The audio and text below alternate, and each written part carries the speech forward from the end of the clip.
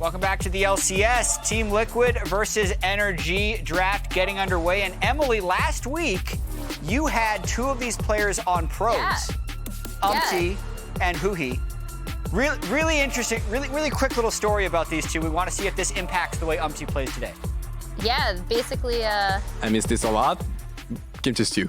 Yeah, I think you guys cannot know the food, I think, but these guys will know. I can make you kimchi stew.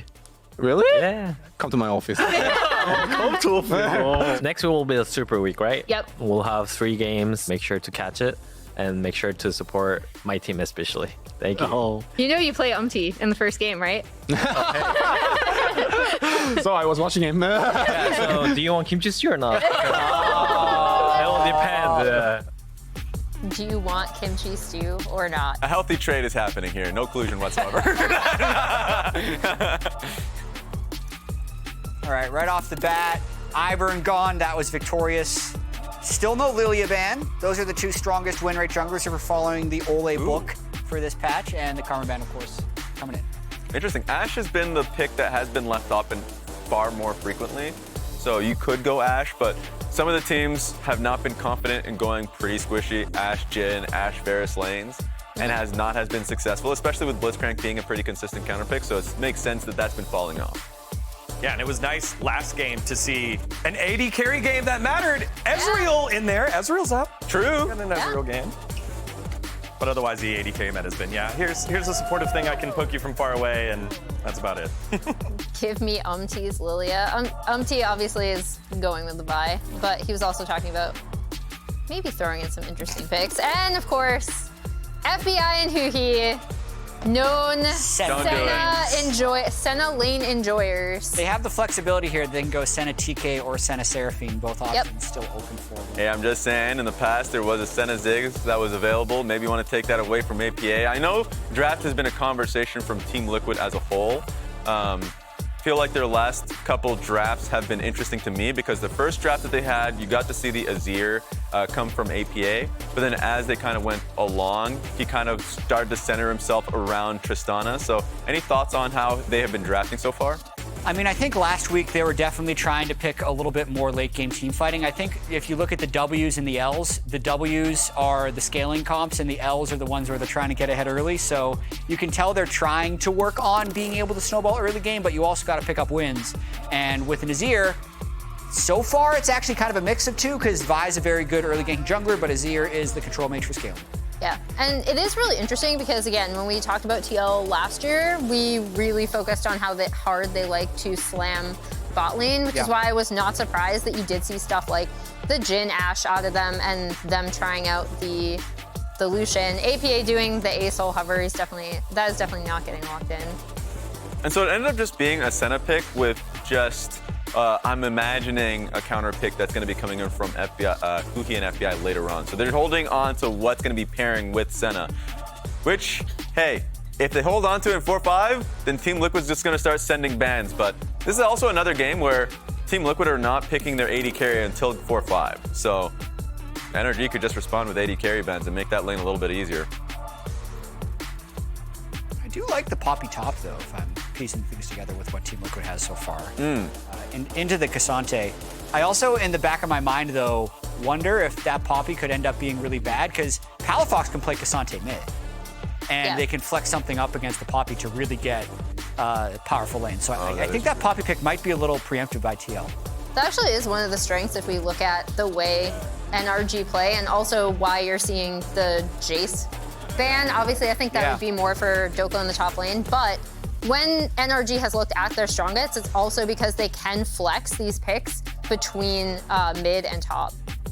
I will say a risk that you end up taking when you end up like in this instance, if you go Cassante mid, you really need like a hyper carry mage or something that will amplify this comp because you have Senna, Tahm, Kench, not a lot of damage, at least in the first like 20 or so minutes that's coming from the bot lane. So usually you would pair it with like an Azir, but Team Liquid has picked that up themselves. So I expect it to be a Cassante top lane with more thought being put into it for Palafox and what he would like to pick into it. I'm trying to think because even though he's gone towards the Akali in the past in this matchup, I think you start to struggle with damage in doing it in this case. Trist, Corky? Yeah. Corky. Oh, We can yeah. just see the Corky. My favorite. Corky's here, Corky's here, Corky's here. As long as it's not banned out here. And Raz, you were absolutely right. Coming in 4-5 on that NRG side, taking away the Varus, which is an incredibly strong pick in bot lane, as well as the Ashe. Yeah. So TL cannot play one of those like hard shove bot lanes, at least not with those two champions. Yeah, throwing down the gauntlet here on Yeon. That both Yeon and APA in that, hey, time to show up kind of years of their development. It is interesting to contrast APA with Palafox, both North American mid laners. They're both highly touted. Palafox had a long time trying to work his way into the scene. APA gets thrusted into the spotlight last year, goes to Worlds, and has been, you know, kind of focused on here. So going to be interesting how these two play it on out. Very true. We're seeing the hover. I got baited by the hover. I got excited. Yes. And now this is where expectations Corky come through. For Team Liquid side, just assuming that the Corky is going to get locked in. Oh, Orianna. Orianna. Okay. I'm expecting Team Liquid to go Aphelios Lulu or Aphelios Melio. Like, honestly, just go back to the whole scaling identity that has been successful for them. And Aphelios is Yeon's best champion historically. So I think that would round out their composition quite well. You have the Poppy, so you really don't need a front line necessarily, and it's a great way to start cutting into Cassante and Tahm Kench later in the game. I'm so sad about that brand ban. I think that was actually a pretty good angle. Yeah. Contractz. Ooh! Okay! Bard! Mortals run back. We're inspired by that one. I mean, Bard into Tahm Kench or even Bard into Senna TK is decent. It's not like an amazing early laning phase, but again, later in the game, it's two relatively low mobility champs as well as the Orianna. So like, CoreJJ sees the Bard angle. There's 3 really good targets for his ultimate already. So I like it. Now it's a jungle 5 pick. You don't get to see that a lot. R5 jungle and Graves. This is the jungle's fantasy right now. Most junglers will never get this kind of a benefit, so Graves, something that applies more DPS will help. Though the poke from Azir and Azrael will make it a lot harder, but it's a lock-in. It's a Graves jungle for Contractz. Look to see him invade a lot early onto the Vi. I think he's going to try and play super aggressive here. Yep. If Palafox specifically, who's had a lot of success against APA, can get Prio in that mid lane, they'd be able to get, you know, bot lane, mid lane push, and then Graves can really excel in that situation. So that's a bold pick there for Contractz, and it's definitely something new. Clear identities. I hope both teams just have fun. Hey. I picked one, but, you know, I hope both do well. Well, you're 1-0 on your predictions today. Yeah, the only one that can say exactly. Yeah, that. that's right, guys. What happened in that first one, you know? I think Cloud9's asking the same question. lost. All right, that's it from the lounge. Let's send it to the casters. Ladies and gentlemen, welcome back. It's time for game number 2, and it's TL going up against NRG. TL sitting at 2-2, coming into Super Week. NRG sitting at 3-1. We were both talking backstage at the start of the day, Azael, about how it feels so crazy with how fast this split is. Yeah.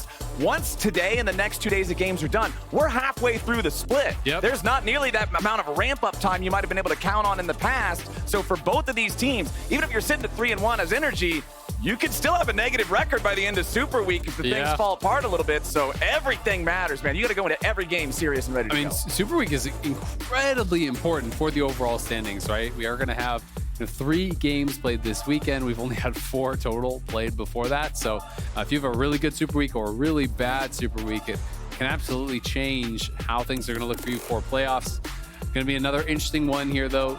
Some more kind of newer picks, like that Graves coming out. Obviously, Graves we've seen a lot over the years, but Graves has not really been popular in pro play that much at all. So it's going to be interesting to see how he's going to really be able to perform on it.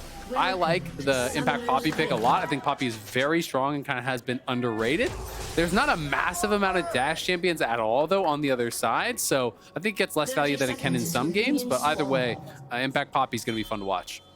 My eyes this game are really, really heavily going to be focused on the mid lane. As you can see, Palafox and Contractz stepping up here to try to just push their opponents back through the brushes a little bit. I think that Palafox, in his recent rise to greatness as an NA mid laner, like being one of the core pieces of that energy team that surprised everybody by winning back in summer of last year, Palafox has been a real top performer recently, going up against APA, and you can see their head-to-head stats here, 7-3, the KDA 9 versus 1.4. Palafox is getting the better of this guy all of the time. And APA has been the element of Team Liquid that I think has been receiving the most criticism so far this year. Yeah, absolutely. I mean, I think Palafox has dominated that 1v1. You know, this is both LCS and their matchup at Worlds, but we also have to take into consideration that they're in very different places in their career, right? Yeah. Palafox has been around for a lot longer.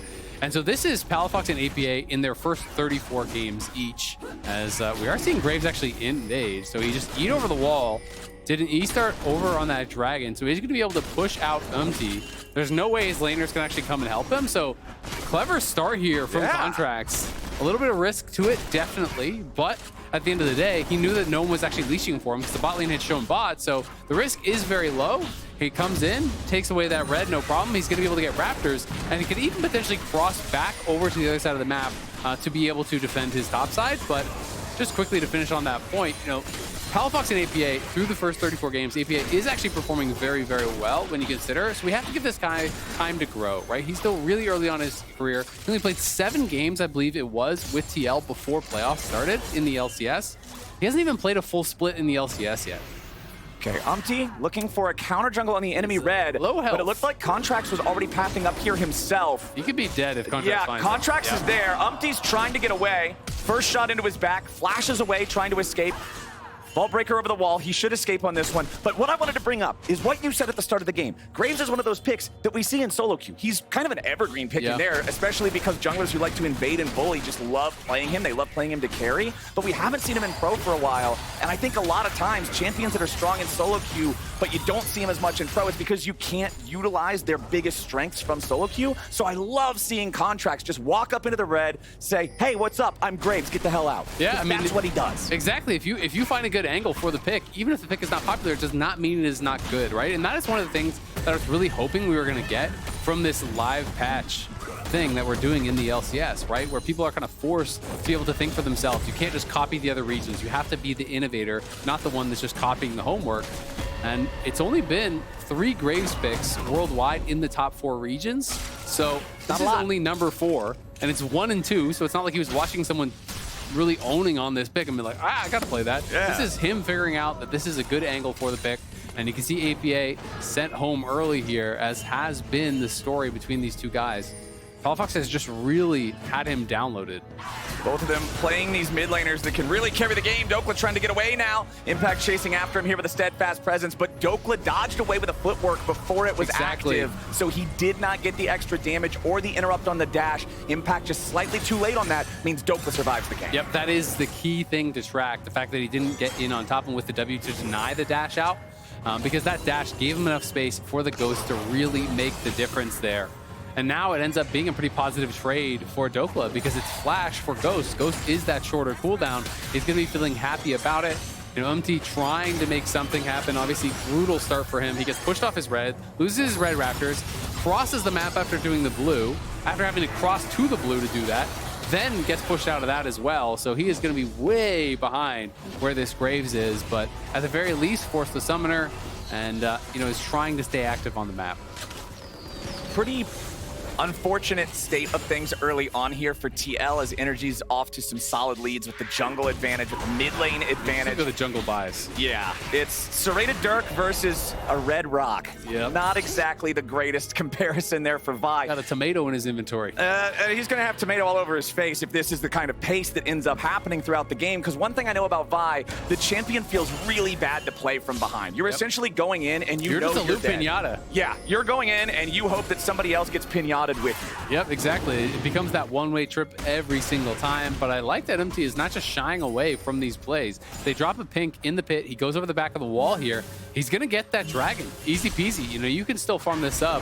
And I don't think that Contractz is going to get here fast enough. Palafox isn't moving down. You know, it's not like FBI is walking through the river, so Core is just going to be able to sweep out this vision and should be able to keep it safe for that secure.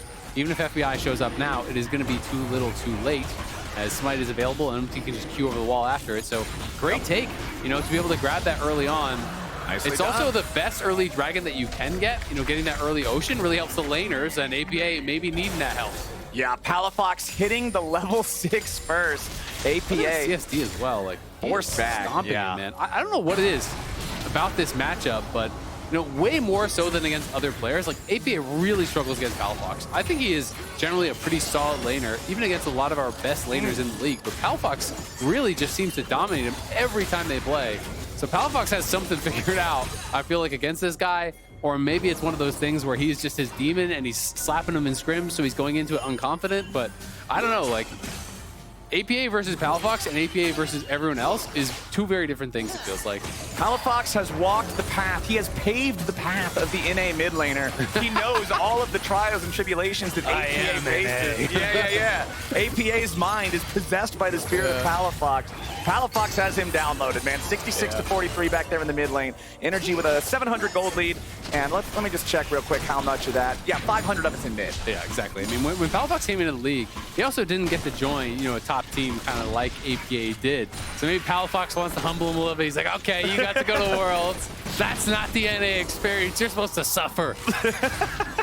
You got to go through the trench first, exactly. Brother. And Palafox is definitely making this a tough one, at least in the early game for him. We'll see how well APA can bounce back here. Does look like he's going for that standard Nashor's Tooth first here with the Azir. Obviously, we already talked a little bit earlier. He's got fleet footwork just to make sure that the laning phase is a little bit easier, have a bit more healing. Obviously, not as much damage available on that one once you get into team fights, but being alive is better. Being alive and doing some damage is better than being dead and doing none. And also the reality is, if you go Conquer and you're losing your lane and you're getting less farm, you're going to do less damage overall anyway. Like, if your item completions are coming in too slow, so that is kind of something to keep in mind.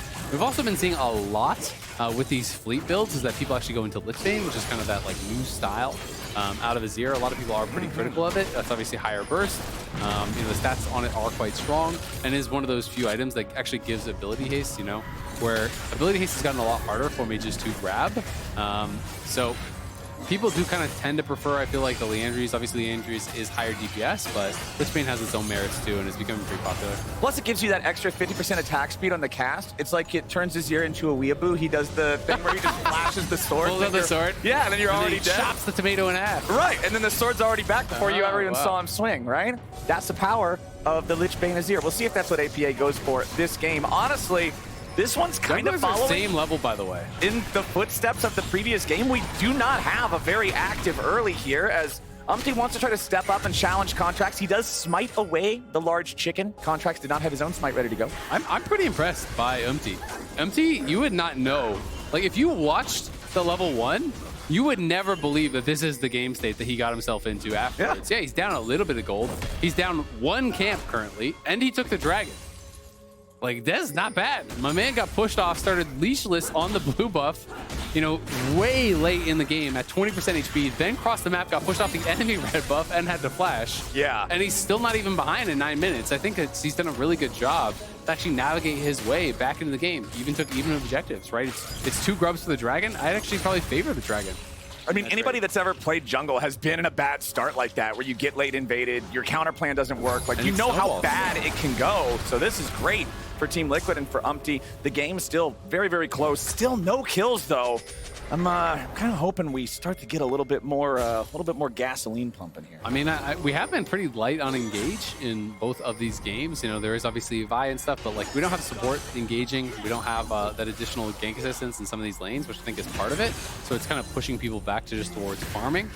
But we will see. Obviously, Vi does give you that hard engage. Vi does have a really good follow-up if you can catch someone out here. With the Bard ulti. Over on the other side, NRG basically doesn't have engage. They're really just trying to disengage and absorb what TL is going to be looking to do. So very good at that, though. Yeah, they are very good at that. Between Senna being able to lock people down, Orianna Shockwave, Graves' Smoke Screen, one of the strongest basic abilities in the game, I think, can be a very effective tool. Absolutely. I mean, it's one of those things that isn't always visually obvious what it is doing, but it can really destroy you in the right circumstance here. Kind of interesting to note that Core actually did straight up rush Tabbies. I'm a little bit surprised about that. Obviously, it is double AD carry over on the other side, and you do get that early move speed, but it's going to mean his support item is quite pushed back here as Huhi's looking for him. Yeah, CoreJJ can just go on the magical journey through the wall. He's not too pressed about that one, as Contractz with FBI and Huhi behind him. They're going to move towards the mid lane. APA trying to get away. Palafox just putting the threat on him, and it's collateral damage from the side of the river. Contractz gets first blood. A shotgun to the face there. Contractz able to knock him down. APA flashing too late. He had to flash that that QW from Palafox, because when he doesn't, you're going to be in that Graves kill range. So he flashes after it hits him.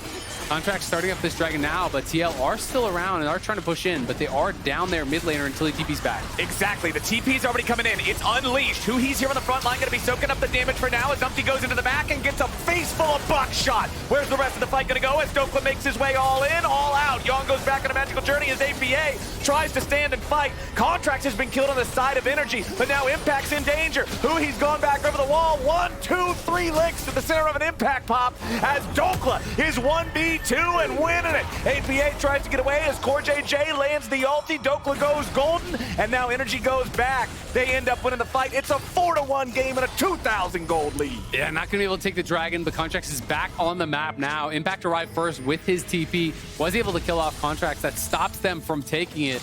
But Dhokla kind of just decimating the bot lane, it felt like, by himself here. As TL wanted to push in, they had the TP available from Poppy. This is the first TP coming in from him. Azir hadn't yet spawned. Then Azir TP's deep into that backline. Watch Impact on the left side of your screen as he comes up here, just getting straight in onto Contractz, who had flashed in to get that initial kill onto UmTi. Contractz gets chased down, gets killed off there by Impact. APA shows up, and you can see that K'Sante that was at the bottom side of the screen was chasing down 2 members there from TL. Dhokla really being problematic, and almost at the very end of that, almost scooped APA back into the Bardal, which probably would have been his demise. Very, very close on that one, but Team Liquid, they were doing a good job kind of keeping things relatively even, but the whole sequence of things, and I think you said it best, it started out with APA and the late flash. His death is what then encourages NRG to go down and start the Drake, which then demands that APA has to do an on-spawn teleport to get in there and make the numbers even. Dhokla can just say, all right, I guess they're not going to be even anymore. Forces Impact down there. All of a sudden, we've got a massive melee. And that's the kind of scrappy situation that I think NRG kind of built their name off of back when they became a real contender last year. Absolutely. I mean, I do think that's one of the kind of fun things about this team, even when you're thinking, way back in some of the rosters that these guys played on. They like to keep things scrappy. They like to create fights, look for these skirmishes because they are really good at actually playing them out. It's one of their big strengths. And, I think the NRG has really kind of got off on the right foot here. There was a lot of talk about, we think they'll be good by the end of this split, but maybe not right from the word go, because there was kind of concerns about how Huhi would be able to actually fit in with the squad. There was concerns about the fact that, they had taken a lot of time off, weren't practicing as much in the off season because they were worried about burnout after Worlds. But they've been really good. And I mean, if they win here, they're in sole possession of first place. Right there, the first team with 4 wins. Cloud9 just lost again. NRG is looking really strong this split. And I want to go back to something that you touched on earlier. Right as we're about to hit 14 minutes, so the turret plates will fall. We can check in on the state of the game. It's a 2,000 lead for NRG. You mentioned how the initial trade of objectives, when we were praising UmTi's recovery, yes, it was the 1 Drake for the 2 grubs. The Drake can be considered favorably there. NRG does end up cashing in on that. Contractz got the next 3 grubs, so even though they couldn't get the perfect situation, they'll still be spawning the grublings throughout the game to give them that extra split push power, especially if Dhokla can keep being a menace on this K'Sante. There could be some serious consequences for this. Yep, absolutely. Just makes it a lot easier shipping down those towers. But TL going to be working away on this Herald, and it should be there. So I think the NRG are going to be too slow to respond. So even if they come over now, it's going to be gone. So going to be able to grab that Herald, maybe take a turret with it. No towers have fallen for either side just yet, so this is a potential to actually even out the gold a fair bit here. Look for that first tower play. We've got a lot of first items coming online. The Ghost Blade for the Graves, the extra move speed on this guy can be an absolute terror. Sundered Sky, the go-to for Vi these days. I feel like a lot of champions, when the item rework happened, that really like Divine Sunderer, they just went to the next Sunder item. If it has the same word, it's got to be good. So it ends up filling a similar enough role. Poppy, just Impact going for that immediate Frozen Heart. I like this because not only is it helpful against K'Sante since he's an AD champion, APA going for the shuffle there, Palafox with a fast flash to get away from it. Yep, but it's going to be able to force out that flash, and then so you're looking for the rinse and repeat. Oh, Palafox trying to get away. UmTi did get caught there by the edge of the Bard ulti, but because he was unstoppable in the Vi ult, it doesn't actually paralyze him. But now UmTi's got to try to get back out as Huhi's ready to follow here. Goes for the tongue lash, but he won't find a target. Still looking to see what this chase might look like, but it won't look like much. I mean, that was some anti-synergy there for sure. I mean, Core's ult missed. It would have been actually even worse if it hit. Because if he actually hit Palafox, he would have immuned the Vi ult. Yeah. So clearly some miscommunication there between the two players. And unfortunately, not going to be able to really get much out of it. At the end of the day, you know, APA had already forced that flash, so that was kind of the benefit that they got. I'll be interesting to see if Impact does go into Kaning Brookern. This is kind of considered by many people to be the best tank build, is you just go bombies for wave clear, then you go into Frozen Heart, and then Kaning Brookern, and you have so much power from these items. 1v1 here in the bottom side. APA starting it off. Wants to see if he can kill off Palafox. Gets him low, but he won't kill him just yet. APA with the 1v1. APA coming up big. He's going to be going down here. We'll see if he can get the tower or anything. Not looking like it, but he gets a solo kill onto Palafox. That has got to be big for the confidence. This guy has had his number. Will get the kill, but TL on the other side, as everyone from NRG collapses down there, they're going to lose their tier 1, and likely even a tier 2 charge could come through here. We'll see if Core can get out. Yeah, Core should be all right here. FBI does not have the lockdown to keep it up, but second charge feels great for the side of Team Liquid, bringing that gold lead down about 1,000 from where it previously was. Top tower too. And this top turret's gonna bring it down below 1K overall. If Energy's not careful, Impact should be able to finish the last of it off there. Just picks up the buckler off the ground. Okay, Team Liquid bouncing back a little bit here in mid-game. Nicely done. That solo kill for AP, really big. You know, gets the kill, draws all of Energy down, allows them to get Prio on that top side. Palafox had no shockwave here. I'm not sure if it was used prior to this replay or when exactly it did go on cooldown, but either way, it didn't have that. APA just capitalizes, goes straight in on him, able to take him out in that 1v1. At the end of the day, he knew he was going to die after it. Gets chased down, gets knocked down. It is a 1-for-1, but you get the mid turret, you get a charge on the tier 2, you get the top lane tier 1 tower as well. So a massively beneficial play for TL. You can see a little bit of frustration there on Palafox's face, I think. Yeah. Like, that's just one. Anytime you die 1v1, it's always one that you want back. Especially when you were way ahead the whole time. He was crushing it in the lane. He's up 40 CS. He obviously feels that he is in the better position. Yep. But things go bad, you do get killed off there, and all of a sudden a lot of your lead goes away here as Energy again out on the map, looking to be starting up this dragon here. You can see that ward play. A lot of the Senna players do really like this, just placing ward and queuing through it for the slow to try to set yourself up for that W. It has become very, very standard these days. TL are in the area, but UmTi is just now coming from base, so a super late reset from UmTi. Not really sure what he thought he needed to buy at that point, because it would have just been either the Phage or the Kindle Gem completed. But everyone else is here except for your jungler, and that's kind of rough for the setup, but we'll see if it can get here anyway. All right, True Shot Barrage over the top. UmTi ready to try to fight here in the 1v1 for the smite. It's going to be stolen by Ezreal for the second time today. You got to be kidding me. Oh my God, Ezreal is the new jungler, apparently. Back-to-back games. Ezreal steals it away. Yeon not to be outdone here, as Core on the run could be in trouble. Oh, CoreJJ knocked up, though. The Abyssal Dive guarantees FBI is going to grab his second kill of the game. FBI, the only man on Energy with full 6 out of 6 kill participation, and it's Huhi setting it up for him. Yeah, and that's really nice for FBI now. He has that Ghostblade done. He has the Blood Song completed. So going to be pretty damn strong at this point. We have double lethality AD carries here over on that side. So armor very effective against this squad. Obviously they do have the Orianna for that additional damage though. We can see it one more time. UmTi just really late to actually show up to this. I do think it makes the setup very difficult, but as we know, it's about Yeon over the wall here. The ulti came through, but he's just gonna be able to actually steal it away with a Q. Finds the angle there. The Q comes through, sneaks it around. You can see Dhokla was even trying to block out any sort of spells coming in over the wall there. A little bit of a smirk coming through from Yeon. He's like, yeah, sure. I got you. Yeah, no reason not to. Just walk away with an extra objective. Team Liquid happy about it, though. Up 2-1 in Drake's now. Still a minor gold lead for Energy. Be pretty much gone. But it's not a whole lot to work with, really. First game was close for a real long time, and second game's looking to repeat more of the same. Yep, it is looking like, yeah, it's really kind of just being pulled back, right? You know, TL early on did get pretty far behind. Your mid lane was kind of getting stomped. Some early kills went over to Energy. It was a great level 1 invade from Contractz. But Energy, you know, obviously not out of it by any means. They do have really good scaling over on their side. You know, this is one of those junglers that can scale kind of to infinity on the Graves. You know, you do have that really powerful late game. If you can get in on top of a carry, as long as you're keeping your farm up, you do have the potential to 100-0 them when you are playing lethality Graves. That's always going to be there. So, you know, Yeon and APA have got to really be careful. But Energy don't have the ability to find picks, right? You know, they don't have the ability to really start fights unless someone from TL is really far out of position. So it's going to be up to TL to pick the fights and make sure they're choosing the right ones. Lethality Graves works about like you would expect a shotgun to in a video game.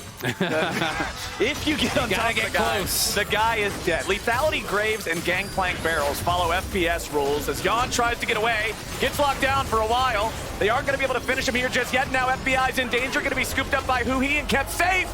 Everybody's a nice golden statue, but one of them's about to get torn down. UmTi falls, and NRG end up making a play. That's the enemy jungler. It's 21 minutes on the clock. Baron is the name of the game. Yeah. The rest of TL is going to have to try to stop this. I mean, everyone turned golden, but one of those things aren't like the others. And UmTi in the middle of everybody. Impact in trouble now as well. Impact going to be found out solo. They spend the shockwave on him. Remember, they've also already used the Tahm Kench ulti. So if anybody from NRG gets caught out, they are in real measurable danger here. NRG going to be forced back. There will be no Baron follow-up, and honestly, for TL, that's as good as you can ask for. Yep, that is pretty well done there. Yes, you do have to spend the flash from Impact, but Impact goes in, is able to actually buy a lot of time there, and the fact that they use the Shockwave means their turn is going to be so much weaker, so you don't want to be committing to this Baron take in the pit, where an Ezreal could be pelting you with these spells, and you're not even going to have a Shockwave to look for a turn, so good job by him to buy some time after the pick from NRG, but it is going to be about Dragons. This game really feeling similar to the last one, in that it's going to be fought about objectives, and that is really what we are playing towards here pretty heavily. We're waiting for that second item to be coming in from FBI, but he is just still working towards more lethality. Contractz obviously has that Edge of Night as well, so going to be able to absorb those initial engages, potentially worried about getting caught out by things like that Bard ultimate. Right. The Bard downtown engage, the Vi setting it up. We kind of mentioned earlier how they were misaligned the last time they really went for something, so being able to line those up properly for Bard to remove the people that Vi's not going after, so you can guarantee the rest of everybody can beat down that one isolated target. Specifically, Tahm Kench, I think, is the one that you need to make sure you turn golden when Vi goes for somebody else, so that they can't have the save. Yeah, exactly. If FBI and Huhi are both stacked, and you can hit them both of the Bard ult, then bind them both up, you can potentially 100-0 FBI before they actually come out of that, and you can't get that save. So that's why that positioning is so important. You don't want to be fully stacked. You want to be, just away from your carry to be able to gobble them up immediately, but not be stacked up so you're getting CC'd here. FBI almost to that 100 stack mark here, so the range is definitely ramping up. Orianna, 2 completed items. That Archangels is fully stacked as well. So they have some pretty powerful healing to be able to deal with that poke from this Senna, and that is going to be helpful against the Ezreal as you get later on in the game. Well, we got the next Drake spawning here real soon. Remember, it's still 2-1 lead in that regard for the side of Team Liquid, thanks to the steal they got over the last one. CoreJJ escaping through the wall, getting away from Big Dokes. But the Q3 knocks him back, but the Intofo strikes. Huhi hits him with a tongue lash, and CoreJJ is forced to flash out. NRG now trying to regroup. TL still grouped up as more of a squad. Palafox getting engaged on by UmTi, but where's the follow-up? CoreJJ ends up ulting his own dude, and NRG is not too scared about where this one's going. Now they go over the wall, they try to get bound up, but it's CoreJJ still not finding what he needs. Collateral damage from Contractz kills off the enemy jungler, and Team Liquid still trying to fight. The soldiers charge forward, but NRG falls back. Contractz and Palafox going to work together, steal away the enemy red buff. Remember, we're past 20 minutes. These are global, and NRG with that pick, they're just going to go ahead, take this Drake for themselves. Meanwhile, Team Liquid will march down mid, take a tier 2 turret as the consolation prize. Yeah, going to be able to grab that tier 2, but these ults from CoreJJ have just not been good. No. Almost everyone has either missed or hurt his team, it has felt like, throughout this game. Coming off that Olay game where it felt like Olay was really on point, it is really kind of a tale of two Bards. And Bard is one of those champions that can grief his own team in ways that very few other champions in League of Legends actively can. League of Legends is not a game with friendly fire, except for Bard ult. This ability can end up doing negatives that other abilities cannot. So CoreJJ really needs, take a deep breath, dial those in a little bit, because it's going to be paramount if Team Liquid want to have a chance here. I'm just not even understanding a lot of the ones that he's looking for. When the Vi is going in, even if you hit the Vi, you're just giving your enemy team just time to set up on the Vi after the ulti. If you hit the enemy, you're muting the Vi damage. So I'm not really sure on the thought process behind some of these, but we'll see if he can dial it in, as you say, and start finding some good ones. Koenig now done for Impact, the expected build. Bombies, Frozen Heart, Koenig really strong, and Dhokla potentially going to get run down here. Dhokla's in a 1v2, but he is also Cassante. The burst comes out pretty strong. Dhokla dashes away. Impact still looking to chase after him, but no, sir. That's K'Sante. He'll get away, back underneath the safety of the turret, as the rest of NRG has moved on to the Baron. They've got it down to half HP. Dhokla's gonna recall, and then he'll have teleport ready to join up with the rest of the squad. Baron being bursted low. Ole buys time. That might be the big Bard ulti that they need. Poppy going for the ejection, but Contractz has to secure. Huhi ready to try to go for the Abyssal dive back up the wall. He has no flash. He's gonna be stuck as they interrupt it. It's a 1 kill for Baron trade. NRG will take that. Yeah, that is great for NRG. As Dhokla gets out in that bottom lane, K'Sante or not, I don't think he should have been able to. It felt like both Impact and UmTi were playing below him instead of above him, where he's going to be running towards. So he kind of cheated back down and then E'd back to the minion up above him and just kind of walked out. And it felt like they made it a little bit easy for him. But it's always so risky as well, committing to a play like that, opposite side of the map with the Baron on the map, right? Like, that is a risky play when you're ganking bot post 20 minutes. UmTi goes for it against a relatively low-value target as well there. But congratulations, CoreJJ. 3,000 assists in the LCS, 11th most all-time.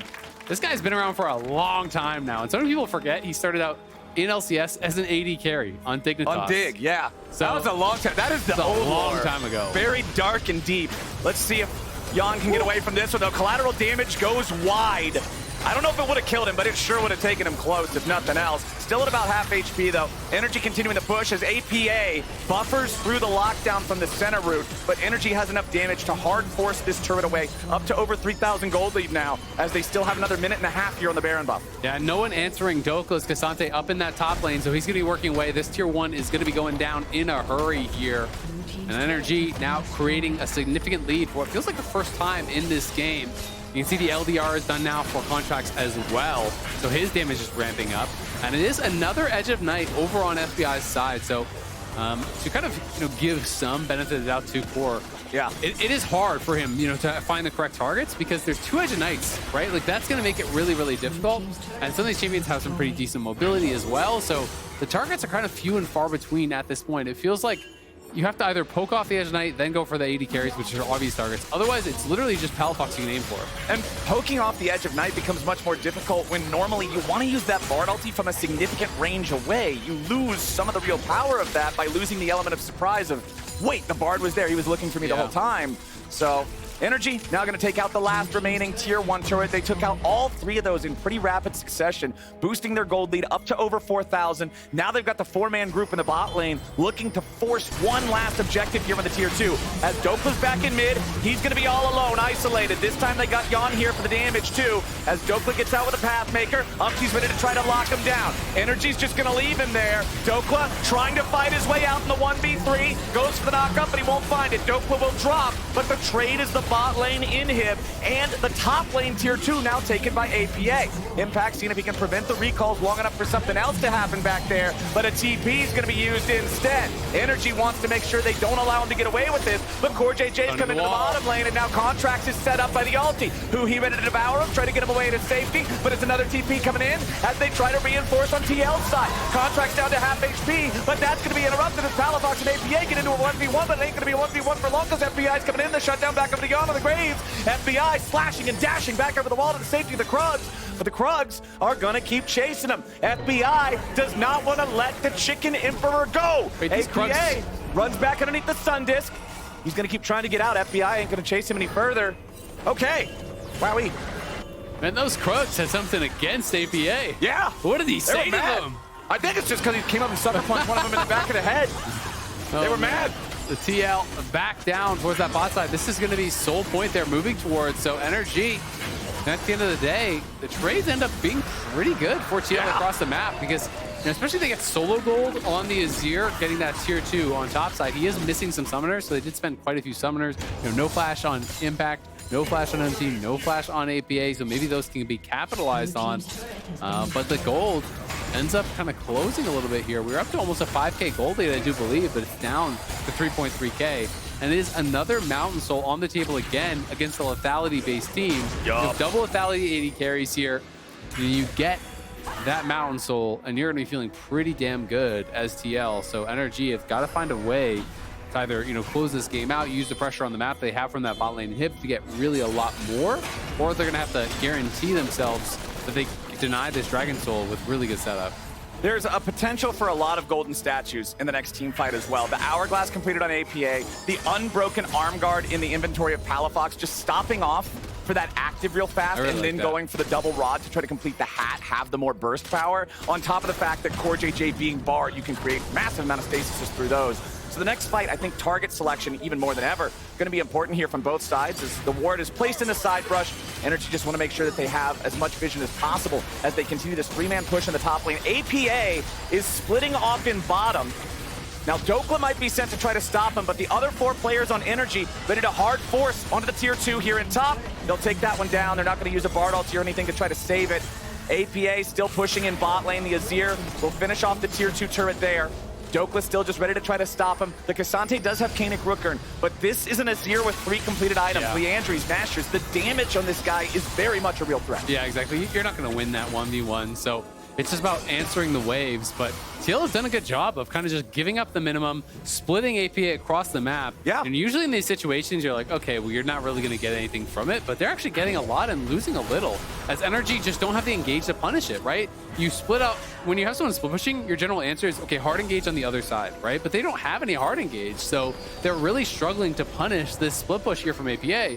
If you oversend too many members to him, well, then TL is pushing forward and taking objectives elsewhere. And if you only send one, well, then he can kind of just run away because you have no hard engage, and the 4-man squad can easily wave clear. So they are struggling to really kind of close this one out. We'll see, though, if they can be able to do it, because one more significant fight for NRG could still win this game. Remember, there is no bot lane inhib. It is not that far-fetched to think if you get a Baron fight, you win that, you could end the game. NRG has done a great job keeping the objectives close, stealing away the Drake to guarantee they have the lead in that count. 6-6 in turrets for a game where it looked like NRG was really starting to pull away once they got the Baron. Pretty awesome for Team Liquid to be able to have that state of things be true for now. And it does really speak again to the fact that so many players, so many coaches I'm talking to are saying, the league is actually pretty flat. Anyone could beat anyone. A lot of these teams are more competitive than you would think. You can't count them out just because of the current standings. You can't count them out just because of how they did last split. And the games today have definitely been showing us that. As we just watched Cloud9 go down to Immortals, and now TL, who's sitting at 2-2, NRG have been kind of the expected next strongest team. They are really struggling to close this one out against TL. And it's turning into a really exciting game here, as it's going to kind of come down to the wire. I mean, we're talking about a 3,500 gold lead, 30-something minutes into the game when carries are all on 3 items or greater. Ooh, that's really not that much, but NRG starting up the Baron. How is TL going to answer this one? Baron not being focused down very rapidly. NRG wants to go for a turn instead, I would have to think. But again, it's so difficult when you don't have any engage yourself. CoreJJ on the backside of the pit. Impact is rejoined now with a TP. TL backing away as NRG leave the Baron, allow it to reset. But now NRG is looking for the fast path up into the top side. They already have the wave here. They're going to see if they can just try to hard force something onto the tier 3 turret. Huhi, the big brick wall with a 4,000 HP, making Team Liquid have to go the long way to wrap around back to their own base. But now NRG's got to be careful. They don't want to fall victim to the pincer attack. Huhi using the Abyssal Dive to get back out. And that bot lane inhib has respawned now, so now they don't even have that extra pressure that's going to be generating down there. It is going to be about them going right back to the Baron. They're just going to try to draw TL in. They don't want to deal with this potential soul. Core may be caught. Okay, Huhi tanking up here at the front. Palafox gets caught by the CoreJJ ulti, but there's no way for anybody else to follow it up. Both sides taking a little bit of damage as the disengage comes out. Yeon, 2-shot barrage over the top, only hits Dhokla, only hits Kainic Rookern, doesn't do a whole lot of anything. Yeah, that's very little there, but now it is NRG. They're going to have to reset, and they're going to have to be prepared. Oh, APA getting caught there by the 3rd hit of the Intofo strikes, forced to flash out immediately as a defensive reaction. NRG still looking to see if they can push this forward, but the Sun Disc is doing a lot of work here for APA and Team Liquid. The Shockwave on 3. CoreJJ is already down. APA stuck at the stasis, but now he's ready to try to turn it around here with a massive ulti. One's going to drop him. Palafox with the stasis making the outplay. Everybody's dead. A triple kill back over to Palafox. NRG have cut him to pieces, and Team Liquid evaporates. Team Liquid go down in a hurry. It's only Impact remaining here. We'll see, can they actually end the game? They have 4 members up here. There are long respawn timers, and they're looking to do it. Midfielder Palafox, the tactical genius, coming around from behind for the shockwave onto 2 targets. Would have been 3, but the stasis keeps APA alive in the middle of it. And now it's Impact versus NRG. NRG with a 4-man push. Palafox is the dead one, so that's a big one of the damage threats here. Impact is a tanky boy, but is he tanky enough? Lot of damage pouring through. Ulti from CoreJJ to buy him a little bit of extra time, and it should at least be enough to save the game for now. Yes, Impact will drop, but Energy's gonna get away. Contractz should just be able to exit right down there. Huhi escorts him. Energy now up 6,000. The next Drake available right there on the map. They can stop the Soul here too. Yeah, it should be there. So I don't think there's really any way TL can get out on the map and actually try to stop this. If MT tried to actually steal it and you die, they probably can just end the game, or at the very least get the Baron. So would become incredibly risky here for them to look towards. FBI now passing Apollo and Sven for 11th most kills all time. Damn. That's a couple of names that have had a lot of time in the LCS. Yeah, no kidding. We can watch this one more time.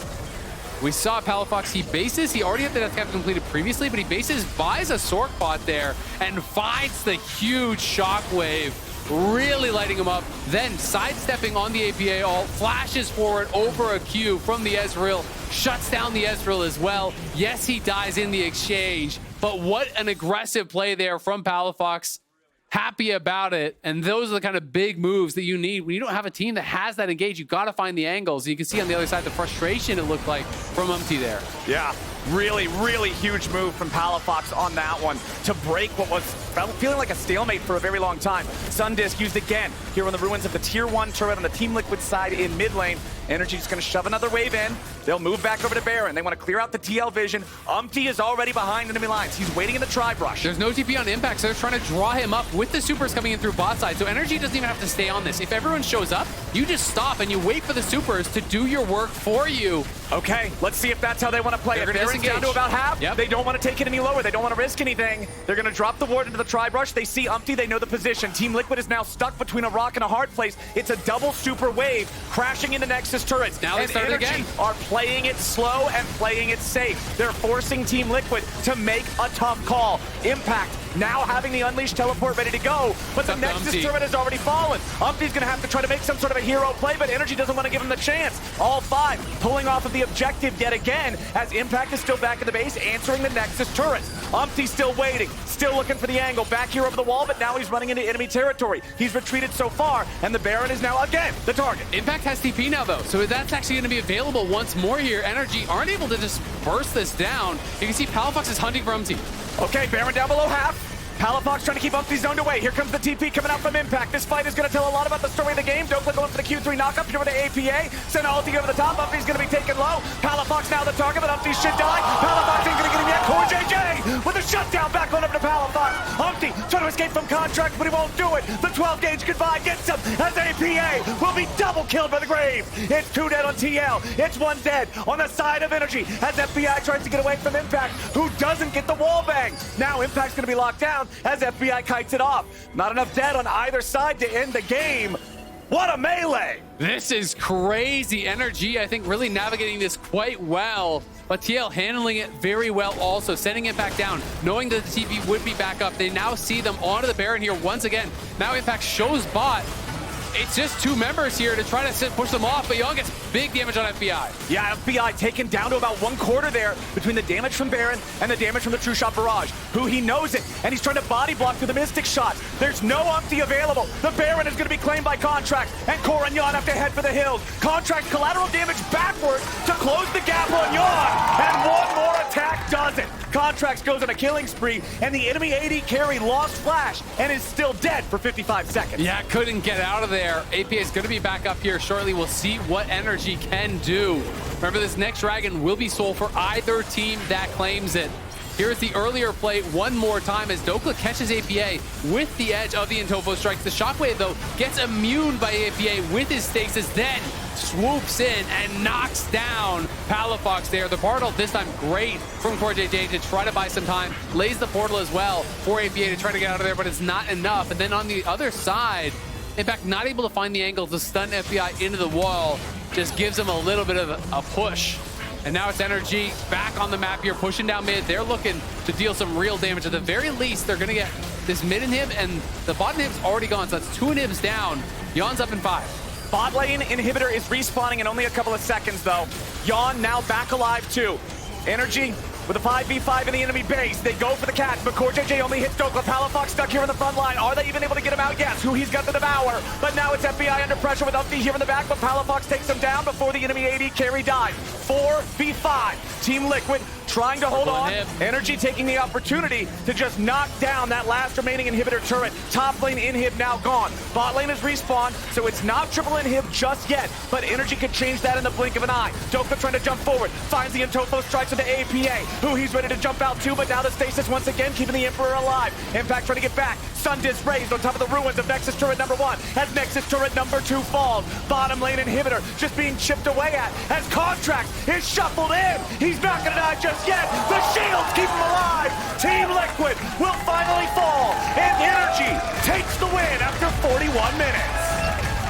What a back and forth game here. NRG playing without much engage whatsoever, but they find a way to make it work here.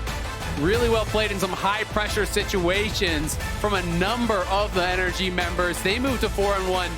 Currently in sole possession of first place in the LCS with their win and with C9's loss.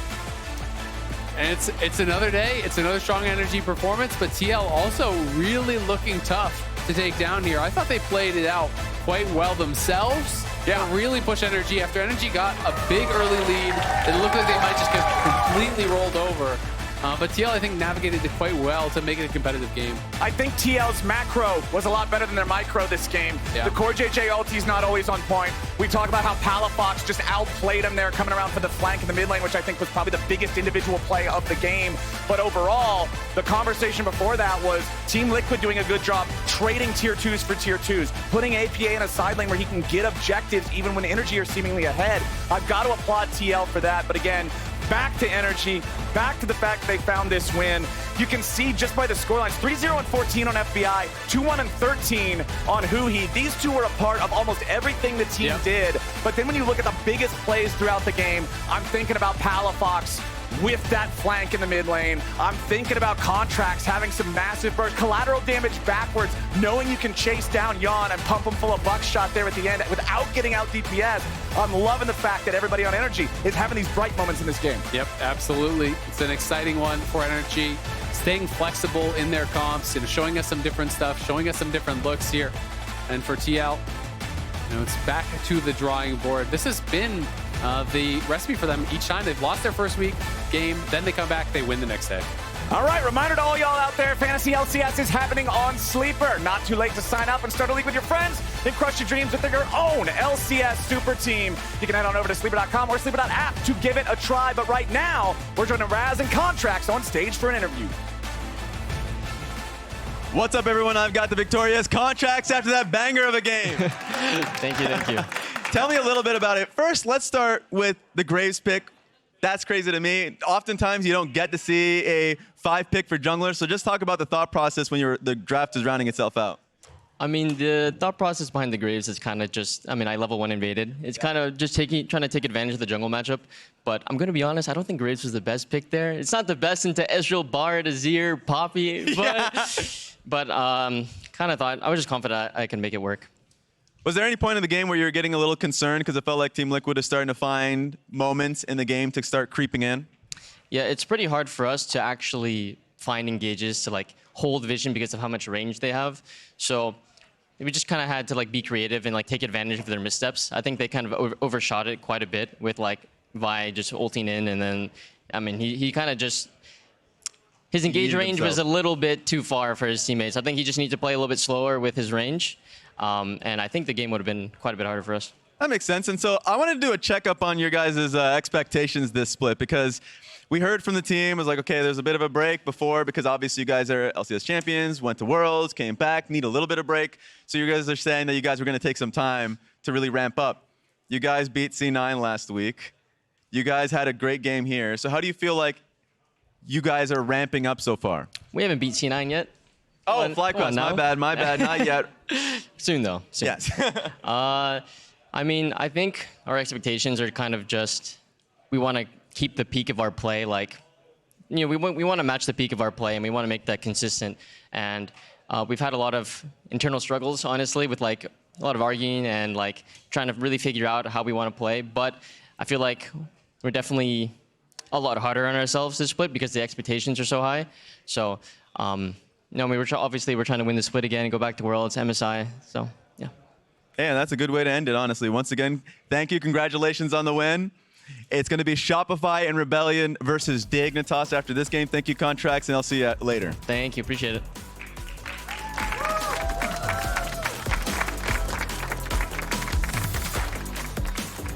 Guys, I think we should look. Yeah, nice. I'm keeping behind. I want to keep fighting. Okay. I want to keep fighting. We can't go. We can't go tower. Come right then. Yeah, I'm going. Okay, they will not accept. Look at Azir, guys. Yeah, I'm watching Azir. Look at Azir. Look at Azir. Look. I'm on you. Yeah, look at me, guys. Azir! Look at it, I'm looking at it. Azir! I'm ulted out. Look at it, look at it. Don't flash at it, guys. Azir down.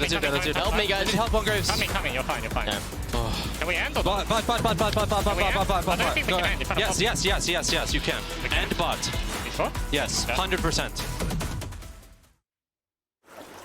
Look what I've just made. The perfect pearl. Not too bad, but check this out.